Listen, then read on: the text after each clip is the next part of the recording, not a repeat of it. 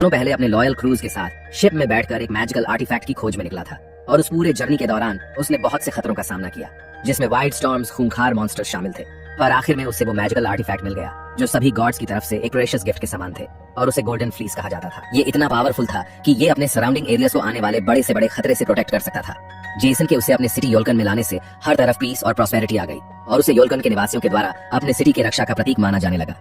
Patty Jason से बहुत ज्यादा प्रभावित थी और वो भी उससे इंस्पायर होकर वर्ल्ड एडवेंचर पर जाना चाहती थी। वो सैम नाम के एक वेजिटेरियन कैट के साथ रहती थी जो उसके लिए उसके डैड के समान था और उसका बहुत ध्यान रखता था। पैटी जेसन के ही शहर यालकॉन में रहती थी। वहाँ पैटी के साथ साथ चूहों की एक लार्ज कॉलोनी भी रहा करती थी जो अपने गुजारे के लिए अक्सर मार्केट से फिशेस और बाकी खाने की चीजों की चोरी किया करते थे। पैटी वहाँ अपने बेस्ट फ्रेंड लुइगी के साथ एजुकेशन के लिए अपनी टीचर के पास जाया करती थी। वहाँ बाकी के रैट्स भी मौजूद होते हैं। वहाँ पैटी जब जेसन के टॉपिक के बारे में सुनती है तो एक्साइटेड होकर उसके बारे में बताना शुरू कर देती है, क्योंकि वो अपने फ्री टाइम में लाइब्रेरी में पढ़े बुक्स को रीड किया करती थी, जिससे उसे जेसन और उसके द्वारा किए गए एडवेंचर की पूरी डिटेल पता थी। और जब वो सभी को ये बताती है कि वन दिन वो भी जेसन की तरह एक ग्रेट एडवेंचर बनेगी, तो वहाँ मौजूद सभी चूहे उसके इस बात पर हंसने लगते हैं और उसका मजाक बनाना शुरू कर देते हैं। इससे पैटी को बहुत बुरा लगता है और वो उसी समय सभी को अपनी काबिलियत साबित करने के लिए जेसन के शिप आर्गो के जरिए वर्ल्ड एडवेंचर पर निकलने का फैसला करती है। पर इतने में उसकी तलाश करते हुए सैम वहाँ पहुँच जाता है। तभी पैटी गलती से पानी में गिर जाती है और तैरना न आने के कारण डूबने लगती है। पर ये देखते ही सैम तुरंत पानी में कूद जाता है और उसे किनारे तक ले आता है। वो पैटी को समझाता है कि उसे वर्ल्ड एडवेंचर की जिद छोड़ देनी चाहिए, ये बहुत रिस्की हो सकता है। पर पैटी अपने इस फैसले को हर हाल में पूरा करना चाहती, बहुत एक्साइटेड थी। वहाँ हमें पता चलता है कि पैटी हर हफ्ते लॉटरी टिकट खरीदा करती थी, क्योंकि जीतने वालों को आउटसाइड वर्ल्ड की ट्रिप ऑफर की जाती थी। इस तरह से पैटी बाहरी दुनिया को एक्सप्लोर कर सकती थी, पर वो आज तक उसे जीत नहीं पाई थी। पैटी लुइगी और सैम के साथ सेरेमनी में पहुंचती है, जहाँ हम जेसन को देखते हैं जो अब बहुत बूढ़ा हो चुका था और पहले की तरह एक्टिव नहीं था। वहाँ सैम के साथ बाकी रैट्स भी सेरेमनी में आए थे, पर वहीं सैम को पता चलता है कि इस बार फाइनली पैटी लॉटरी टिकट जीत चुकी थी। और ये बात वो पैटी को नहीं बताता, क्योंकि वो नहीं चाहता था कि पैटी उसे छोड़कर लॉटरी द्वारा ऑफर किए गए ट्रिप पर जाए। वो मानता था कि बाहरी दुनिया का सफर खतरों से भरा होगा, इसलिए वो पैटी को इसकी अनुमति नहीं दे सकता था। उस दौरान पैटी जेसन के स्पीच में बिजी होती है, जो अपने सिटी के रक्षा का श्रेय गोल्डन फ्लीस और God on off thunder juice को देता है। और वो स्टैचू असल में जूस की ही थी, जिसे उनके रिस्पेक्ट में बनवाया गया था। वहीं हम जूस को अपने रेल में देखते हैं, जो यालकॉन के निवासियों द्वारा बनाए अपने ग्रेट स्टैचू को देखकर बहुत खुश हो रहे होते हैं। पर इस कारण से उनके भाई पोसाइडन, जो खुद समुद्र के देवता होते हैं, वो बहुत जेलस फील करने लगते हैं, क्योंकि वो मानते थे कि यालकॉन चारों तरफ से पानी से घिरा हुआ है और अगर समुद्र ने उन पर दया ना दिखाई होती तो वो आज वहाँ नहीं होते। इसके लिए यालकन निवासियों को गॉड ऑफ सी यानी कि मेरी स्टैचू बनानी चाहिए थी। इतना कहकर वो वहाँ से अपने ट्राइडेंट के साथ चले जाते हैं। दूसरी ओर सैम चुपके से पैटी के विनिंग ट्रिप की टिकट को ले लेता है, पर जैसे ही पैटी वहाँ आती है वो जल्दी से उस टिकट को अपने मुंह में रख लेता है और पैटी के पूछने पर उसे कहता है कि वो इस बार भी लॉटरी टिकट नहीं जीत पाई। इससे पैटी बहुत ज्यादा अपसेट होती है। तभी वो देखती है कि टालकन निवासी एक जगह इकट्ठा होकर समुद्र में हो रहे हलचल की ओर देख रहे होते हैं और तभी उसमें से गॉड पोसाइडन बाहर आते हैं, पर वो जूस के गोल्डन फ्लीस के प्रोटेक्शन के कारण यालकॉन में एंटर नहीं कर पाते। तब वो गुस्से में गोल्डन फ्लीस को वहाँ से निकालकर फेंक देते हैं, जिससे वहाँ की प्रोटेक्टेड शील्ड गायब हो जाती है। पोसाइडन सभी निवासियों को बताते हैं कि वो उनके कारनामों से बहुत गुस्सा हो चुके हैं, क्योंकि उन्होंने उनकी स्टैचू ना बनाकर जूस की स्टैचू बनाई। वो सभी को 7 दिन का समय देते हैं और अपने भाई जूस जैसी ही उनकी एक ग्रेट स्टैचू बनाने का हुक्म देते हैं, जिसमें उनकी चमकदार ट्राइडेंट भी होनी चाहिए, और अगर ऐसा नहीं होता तो सभी को उनके गुस्से का प्रकोप सहना पड़ता। इतना कहकर वो वहाँ से चले जाते हैं। पर यहाँ सबसे बड़ा सवाल ये था कि स्टैचू बनने के बाद भी वो उनके ट्राइडेंट के लिए चमकदार जेम मटेरियल कहाँ से लाते। तभी पैटी को कुछ याद आता है और वो एक मैप लेकर अपने साथियों के पास पहुंचती है। वो उन्हें मैप दिखाते हुए बताती है कि ये ट्राइनेक्टोस का मैप है, जो एक ऐसा आइलैंड है जो खजाने से भरा हुआ है, और यहाँ उन्हें पोसाइडन के स्टैचू के ट्राइडेंट के लिए चमकदार नीलम रत्न मिल सकता है, जो ट्राइडेंट के समान ही नजर आता था। पैटी का प्लान उस आइलैंड जाकर इस रत्न को हासिल करने का था, पर सैम पैटी के इस फैसले के खिलाफ था, क्योंकि ड्रेक नाम का सीगल उन्हें बताता है कि ये आइलैंड और यहाँ पहुंचने का रास्ता खतरों से भरा हुआ है, पर हमारे पास और कोई रास्ता नहीं है। समय की कमी के कारण हमें जल्द से जल्द इस आइलैंड के लिए निकलना होगा। पैटी उसकी बात से सहमत होती है। वही जेसन सभी निवासियों से कहता है कि मैं ट्राइडेंट के रत्न के लिए अपने शिप से ट्राइनेक्टोस जाने के लिए निकलने वाला हूँ। इस दौरान वो पोसाइडन के स्टैचू को बनाने की जिम्मेदारी उन्हें देता है और पूरी लगन और मेहनत से उन्हें पोसाइडन के स्टैचू बनाने की शुरुआत करने को कहता है। वो आज ही अपने शिप से आइलैंड के लिए निकलने वाला था, पर असल में उसके शिप के बाकी सारे क्रूज अब जीवित नहीं थे, इसलिए जेसन के लिए अकेले ये सब करना संभव नहीं था। तभी पैटी को अपनी नॉलेज से मुर्दों को जीवित करने का तरीका याद आता है और वो म्यूजियम से एक एंशिएंट मिथिकल मॉन्स्टर का टीथ लेकर ग्रेवयार्ड पहुंचती है और बताए गए इंस्ट्रक्शन के जरिए जेसन के मुर्दा क्रूज को जिंदा कर देती है।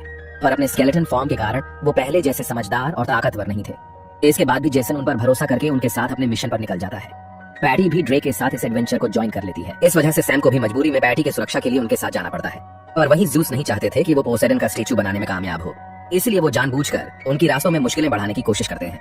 और अपनी वाइफ के आते ही वो बिल्कुल नॉर्मल बिहेव करने लगते हैं। इधर ज्यूस के कारण एक बेबी मॉन्स्टर जेसन के शिप पर अटैक कर देता है, जिसका सामना करने के लिए जेसन के क्रूज बिल्कुल भी केपेबल नहीं थे।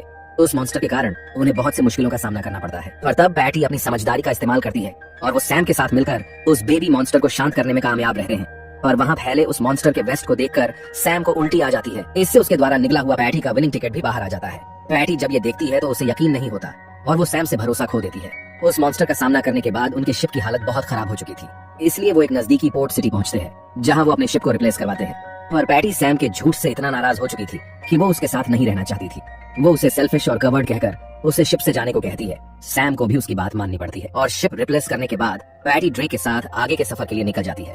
दिन भर सफर करने के बाद वो जैसे ही ट्रैनेक्लोस पहुंचने ही वाले होते हैं, तभी एक प्रोग्राम्ड रोबोट उन पर हमला करना शुरू कर देता है।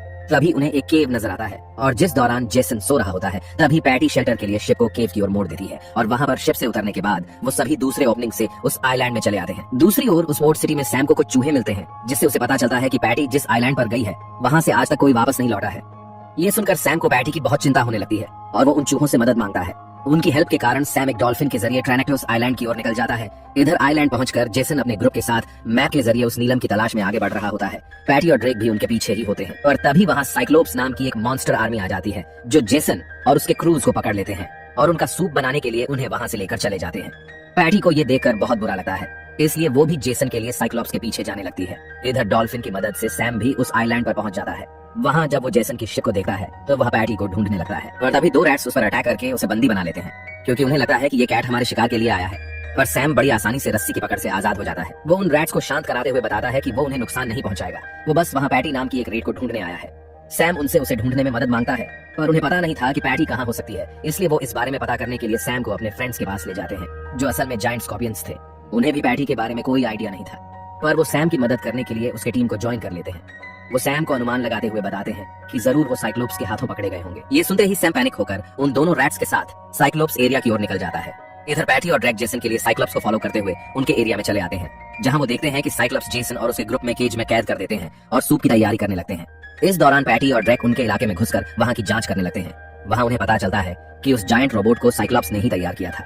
आगे बढ़ने पर पैटी को वहां खजानों का ढेर नजर आता है, पर वहां उसे कहीं भी उस पोसाइडन के ट्राइडेंट के लिए नीलम रत्न नजर नहीं आती। तब वहां पैटी को पता चलता है कि ये नीलम की बात बिल्कुल झूठ है, ये सब साइक्लोप्स की चाल थी। इसकी तलाश में अब तक कई ट्रैवलर्स इस आइलैंड पर आ चुके थे और सभी को साइक्लोप्स के हाथों अपनी जान गंवानी पड़ी। इससे पैटी को अपने फैसले पर अफसोस होने लगता है। उतने में वहां दो मुंह वाला ड्रैगन आ जाता है, जो उनका शिकार करने की कोशिश करता है। वहां पैटी और ड्रैक को पता चलता है कि उस ड्रैगन के जितने सिर काटे जाएंगे उसके दुगने वापस ग्रो हो जाएंगे। इस कारण से उनके पास कोई उपाय नहीं था। पर तभी वहां उनके बचाव के लिए सैम पहुंच जाता है, जो अपनी जान खतरे में डालकर पैटी और ड्रैक को ड्रैगन के खतरे से मुक्त कर देता है। तभी वहां साइक्लोप्स पहुंच जाते हैं, जो सैम को पकड़ लेते हैं। उतने में वहां सन अलार्म बजने लगता है, जिसका मतलब था कि जल्द ही सनराइज होने वाला था, इसलिए वो तुरंत अपने घरों में चले जाते हैं, क्योंकि उन्हें सूरज से खतरा था। पर अब सैम के उनके द्वारा पकड़े जाने के कारण वो दोनों रैट्स पैटी को इसका जिम्मेदार बताने लगते हैं। इससे पैटी को बहुत अफसोस होने लगता है। अब तक पैटी को समझ आ चुका था कि सैम सेल्फिश नहीं था, उसने जो किया उसके भले के लिए किया था। इसलिए ड्रैक जिस दौरान साइक्लोप्स की फ्लाइंग पैट यूकीज को डिस्ट्रैक्ट कर रहा होता है, उस दौरान पैटी चुपके से सैम के रेस्क्यू के लिए उसके पास पहुंच जाती है और चालाकी से सैम को वहां से रिहा कर देती है। यहाँ सैम और पैटी दोनों एक दूसरे को माफ कर देते हैं। अब उनकी पूरी टीम यूनाइट हो चुकी थी, पर उनके पास नीलम को हासिल करने का कोई तरीका नहीं था। इधर याल्कन में स्टैचू बनाने वाले सभी वर्कर्स थकने लगे थे और हार मानने लगते हैं। पर तब लुइजी सभी रैट्स को इस टाइम में उनकी मदद करने को कहता है और वर्कर्स की थकान को दूर करने के लिए उन्हें पानी लाकर देता है। इससे वर्कर्स को बहुत राहत मिलती है। लुइजी से इंस्पायर होकर सभी रैट्स और सीगल उनकी मदद करने के लिए काम पर लग जाते हैं और उनकी थकान दूर करने में उनकी सहायता करते हैं। इससे सभी वर्कर वापस से मोटिवेट होकर काम पर लग जाते हैं। इधर जेसन अपने अलावा अपने पूरे क्रूज के स्केलेटन को अलग अलग करके उन्हें केज से निकाल देता है, जो वापस जुड़कर पहले जैसे हो जाते हैं। पर वो इतने लॉयल थे कि जेसन के बिना वहां से जाने से मना कर देते हैं। वहीं पैटी को वहां मौजूद खजानों से ट्राइडेंट तैयार करने का आइडिया आता है और वो वहां से अपनी पूरी टीम के साथ कामयाबी हासिल करके अपने आइलैंड वापस लौटने का प्लान बनाती है। ड्रेक और दोनों रैट्स उस रोबोट पर कंट्रोल करने के मिशन पर जाते हैं, ताकि उसे कंट्रोल करके वो साइक्लोप्स का सामना कर सके। और जब यूकिस उन्हें देखता है तो उनके पीछे पड़ जाता है, लेकिन ड्रैक उसे बड़ी ही आसानी से एक ट्रैप में फंसा देता है। इधर सैम और पैटी उन जायंट स्कॉर्पियंस के साथ उस मल्टी हेड ड्रैगन का अंत करने जाते हैं, जहां वो स्कॉर्पियंस उस ड्रैगन के अंत के लिए एक तरकीब अपनाते हैं और उन्हें उन्हीं के एबिलिटी का शिकार बनाकर डिफीट कर देते हैं। इसके बाद वो खजाने का इस्तेमाल करके ट्राइडेंट बनाने की प्रक्रिया शुरू करते हैं और आखिर में बहुत से जेम्स को भट्टी में पिघलाकर पोसाइडन के स्टैचू के लिए एक जायंट चमकदार ट्राइडेंट तैयार कर लेते हैं। पर जैसे ही साइक्लोप्स को इसका आभास होता है, वो नींद से जाग जाते हैं और उन्हें पैटी और उसके साथियों द्वारा किए गए सारे कारनामों के बारे में पता चल जाता है, इसीलिए वो उनके पीछे पड़ जाते हैं। उनकी एब्सेंस में खुद को आजाद पाकर जेसन की क्रूज उसे पूरे केज के साथ उठाकर वहां से जाने लगते हैं। इधर ड्रैक अपनी टीम के साथ उस जायंट रोबोट के अंदर घुस जाता है और वो उसके सिस्टम के प्रोग्राम को रिसेट करके उसे अपने मुताबिक रिप्रोग्राम कर देते हैं। इधर पैटी की टीम ट्राइडेंट के साथ वहाँ से निकलने के फिराक में होते हैं, पर तभी वह साइक्लोप्स आर्मी उन्हें चारों ओर से घेर लेते हैं। वो स्कॉर्पियंस और बाकी सभी उनका बहादुरी से सामना करने की बहुत कोशिश करते हैं, पर इसका कोई फायदा नहीं होता। पर तभी वहाँ ड्रैक उस रोबोट के साथ आ जाता है जो अपने रिप्रोग्रामिंग के कारण उसके कंट्रोल में था। उसके इस्तेमाल से वो साइक्लोप्स पर भारी पड़ते हैं, जिस कारण से साइक्लोप्स के लीडर के अलावा बाकी सभी भाग जाते हैं। उतने में जेसन भी अपनी आर्मी के साथ पहुंच जाता है। काम पूरा होने के बाद ड्रैक और उसके साथी रोबोट से बाहर निकल आते हैं और केव में अपने शिप के पास पहुंचते हैं। पर साइक्लोप्स का लीडर मौका पाकर उस रोबोट पर कंट्रोल पाने की कोशिश करता है, लेकिन ड्रैक ने पहले ही इसकी प्लानिंग कर रखी होती है, जिसे ना समझने के कारण वो अपने ही चाल का शिकार हो जाता है। पर फिर भी वो हार नहीं मानता। अपनी हार के कारण वो इतना आउट ऑफ कंट्रोल हो जाता है कि पूरे शिप को तबाह करने लगता है। और पैटी को पता था कि साइक्लोप्स का सबसे बड़ा दुश्मन सूरज की रोशनी है, इसलिए वो उसी को साइक्लोप्स के अगेंस्ट इस्तेमाल कर देती है, जिससे उसका वही अंत हो जाता है और वो ट्री में बदल जाता है। तभी जेसन के क्रूज उसे लेकर वहाँ पहुंच जाते हैं। जेसन अपने सामने चमकदार ट्राइडेंट को देखकर बहुत खुश होता है। इसके बाद सभी उस जगह को छोड़कर अपने आइलैंड की ओर निकल जाते हैं। दूसरी ओर यल्कन में पोसेडन प्रकट हो जाते हैं, जो समय पूरा होने का इंतजार कर रहे होते हैं। पर तब ज़्यूस अपनी वाइफ के कहने पर अपने किए का प्रायश्चित करते हैं और जेसन की शिप को समय रहते पहुंचाने में उनकी मदद करते हैं, जिस वजह से जेसन सही समय पर ट्राइडेंट के साथ पहुंच जाता है। पोसेडन उस ट्राइडेंट को देखकर बहुत खुश होते हैं। अब तक पोसेडन की स्टैचू भी पूरी तरह से तैयार हो चुकी थी, इसलिए पोसेडन यल्कन निवासियों के काम से बहुत प्रभावित होते हैं और उनके शहर को वापस से पहले जैसा करके वहां से खुशी खुशी लौट जाते हैं।